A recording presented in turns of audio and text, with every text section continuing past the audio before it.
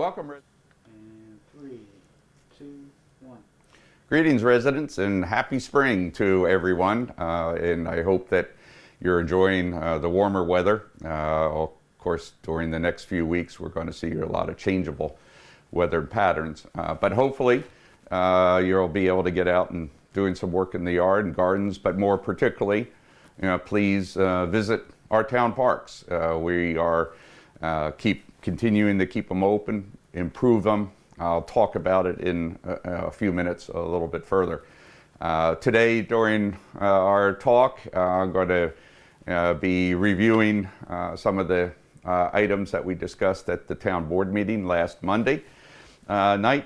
We'll be taking a look at some of our future activities, just as reminders to you.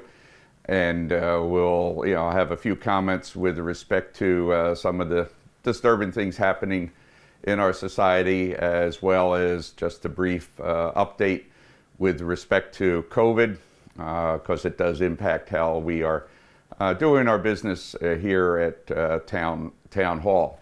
So first, I'd like to welcome you. For those that may not have watched our town board meetings, please continue to participate. We do hope to be back live fairly soon, but right now we're continuing to do it via Zoom.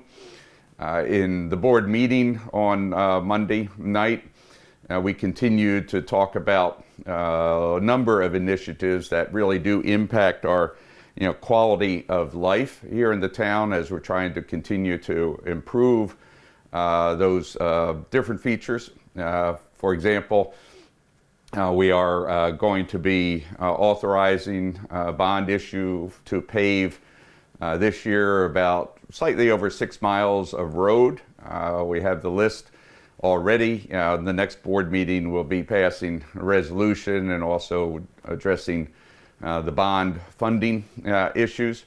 In addition, our highway superintendent, Mike Sheehan, is proposing the replacement of 3 of our plow trucks. Those vehicles have been on their last legs. The mechanics have done a wonderful job keeping them up and running through this winter, but that's going to enhance our fleet. Plus, we're going to be able to improve the timing of runs, because we'll be getting what they call wing blades that extend out further than the normal blade, that can allow one pass through most of our streets. So stay tuned for that. Since our town has a very good rating that's been in existence for several years, and that we continue to outperform in many categories of financial responsibility, fiscal responsibility.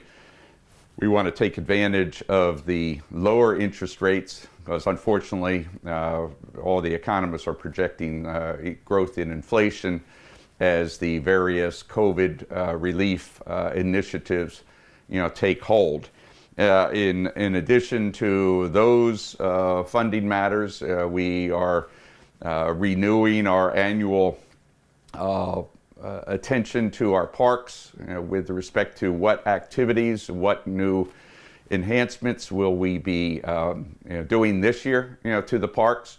We're looking at adding a number of additional playground sets, like we've done at Quiet Acres and also in Rockingham.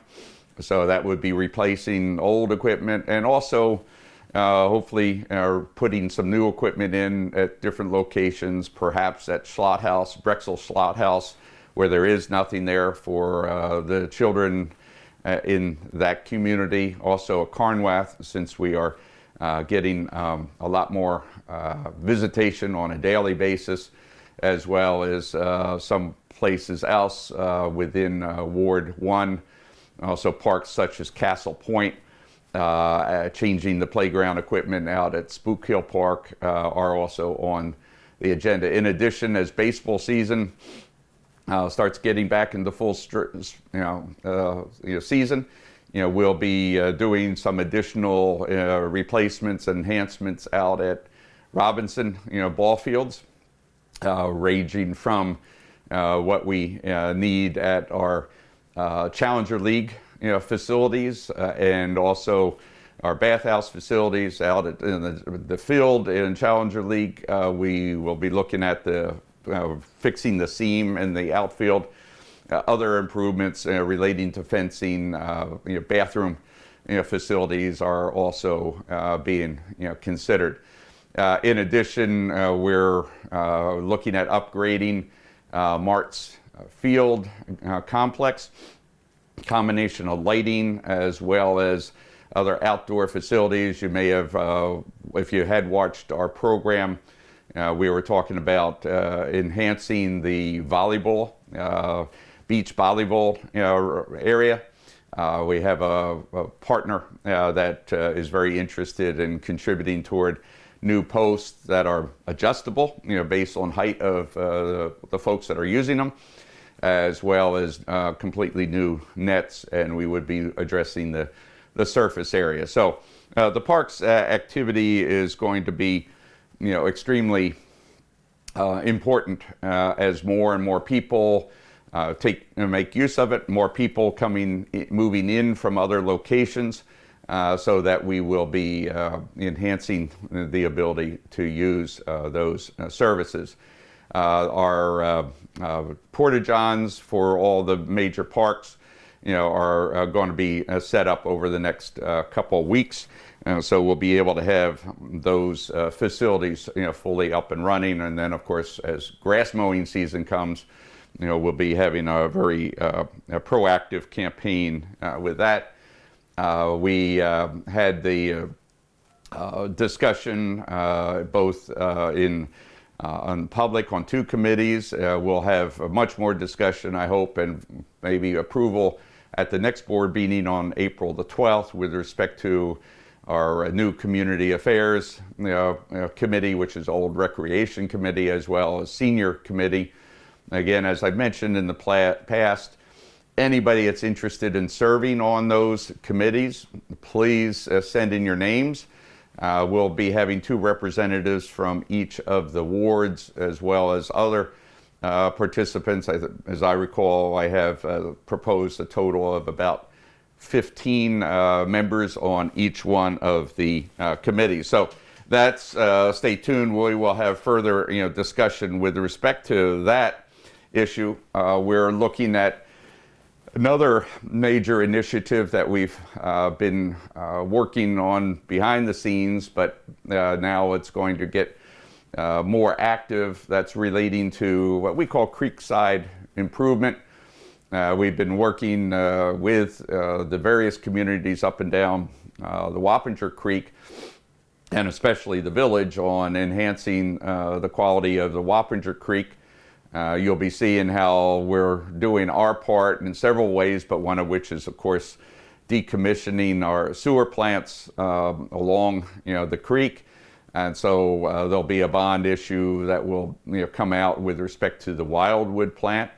And then also we have the Midpoint Park Royal Ridge facility. So we're in plans now of finalizing our plans for the decommissioning and moving of the sewage into 1 or 2 or 3 different locations, depending on the cost effectiveness. So stay tuned for those discussions.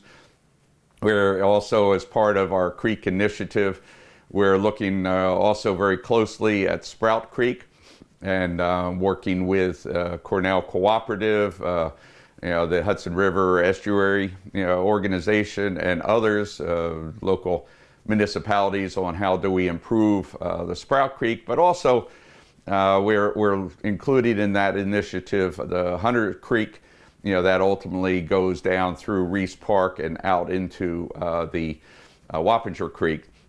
And there we're going to be looking at enhancements in Reese Park, and then also along the entire riverfronts of both Lower Wappinger Creek, and as well as the Hudson River going down to our Chelsea boat dock area. So we have a number of plans that we're working on those particular initiatives. So there's going to be a lot of activity during the weeks and months ahead.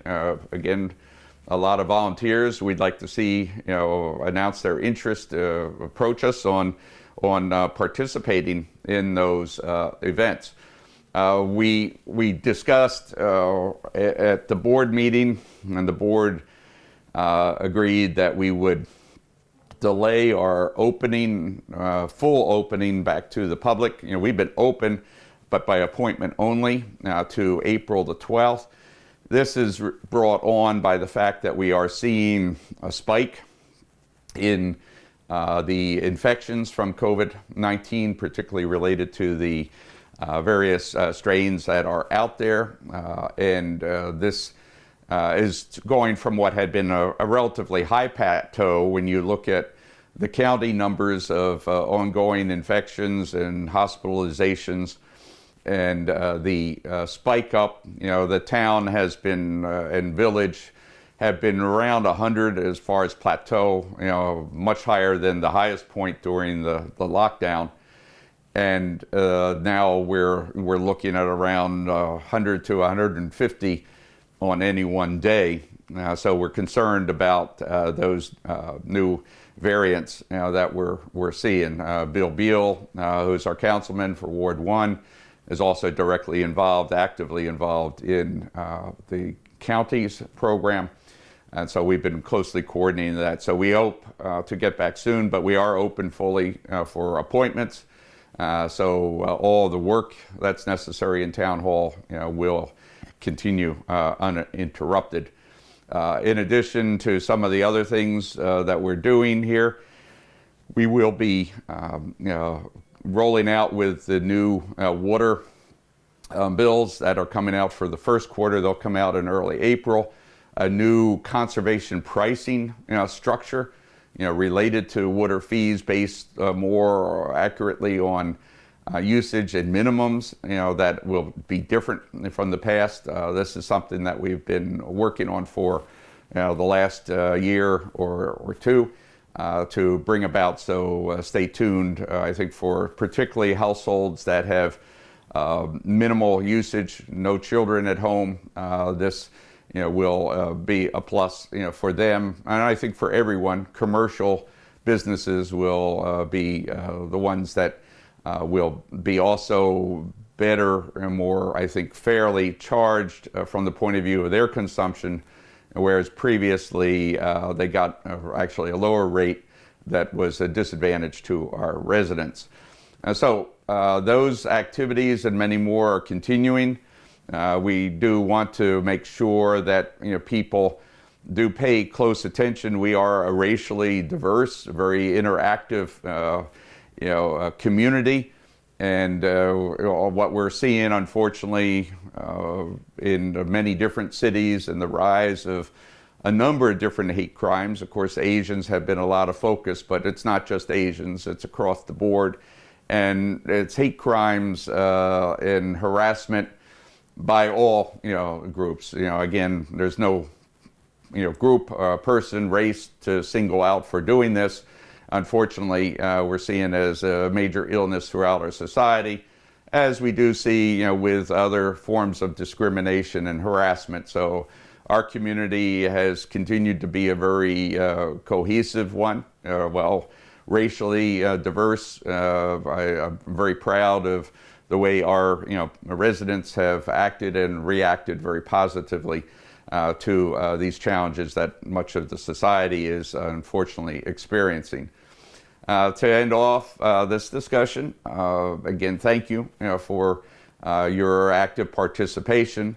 And because of the increase in the variants of the COVID-19, please continue to wear your masks, follow the hand washing protocol, social distance. A lot has been relaxed, but it's relaxed, I think, with very good intentions, but requires even more diligence of each of us in making sure we comply with the standards that have been set by the CDC, by our county executive, by the town.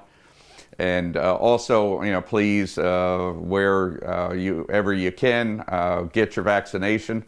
It's very important that we increase the numbers to try to really reduce the spread so that we have a combination of good practices and vaccination that will, hopefully bring us from what is high numbers. If you look at the national average of existing ongoing rate of infections, you're probably at, I think it's around 55,000 a day. That's higher than the worst of the previous year. So while you don't see as much, but those high rates, the plateaus are causing significant issues. Over, around 1,000 people a day are continuing to die, for whom we and to their families have heartfelt, sympathies. So please, until soon, stay safe and remain well. Thank you very much. And I forgot. We have our Easter egg drive-through. The Easter Bunny will be here on this coming Saturday. It's 11 to 1. The first 300 folks that come will get a bag. There'll also be a virtual raffle on Saturday on the internet at 5 p.m. And then we also have coming up later in April our Joseph Ennisser Memorial Walk Run. And there's a lot of detail out there, and we'll have more information coming soon. So please bring out the young ones to the Easter Bunny drive-through here at Town Hall, 20 Middlebush Road in Wappinger, across from the Wappinger Central School District Junior High. Thank you, and please take care.